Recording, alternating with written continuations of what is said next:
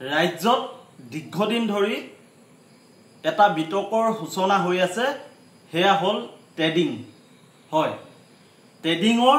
trending চলি আছে আৰু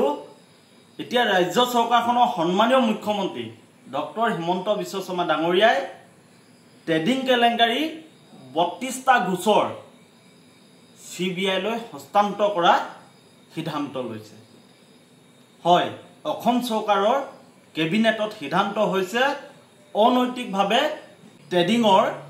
32টা কৈ গোচৰ CBI দিয়া হ'ব আপোনালোকে আপোনালোকৰ মতামত জনাব যে অসমত যি ধৰণে এতিয়া ট্ৰেডিংৰ নামত প্ৰবঞ্চনা চলি আছে সাধাৰণ মানুহৰ পৰা কিছু প্ৰবঞ্চকে বিভিন্ন প্ৰলোভন দি ধন সংগ্ৰহ কৰে আৰু অনৈতিকভাৱে অবৈধভাৱে ট্ৰেডিংত ব্যৱহাৰ কৰে গতিকে অসমৰ সন্মানীয় মুখ্যমন্ত্ৰী গৰাকীয়ে আজি কেবিনেটত সিদ্ধান্ত লৈছে যে অসমত হৈ থকা অনৈতিক লেনদেন ট্ৰেডিং এনেকুৱা ধৰণৰ 32টা গোচৰ CBI দিয়া হ'ব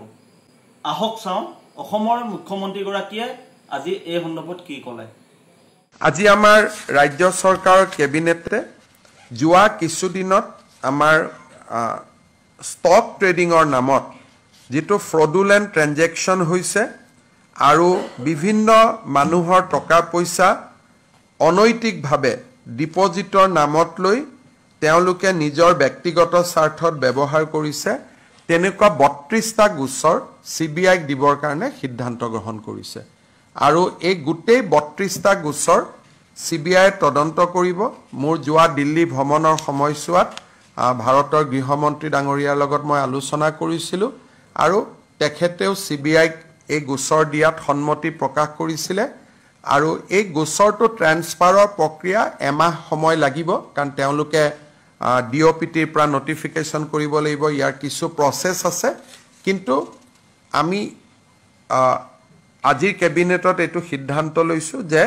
এই গোটেই কেটা কেছ আমি CBI দিম আৰু CBI নলুৱালৈকে অসম পুলিচে চাই থাকিব কিন্তু ডিটেইল ইনভেষ্টিগেশনটো CBI কৰিব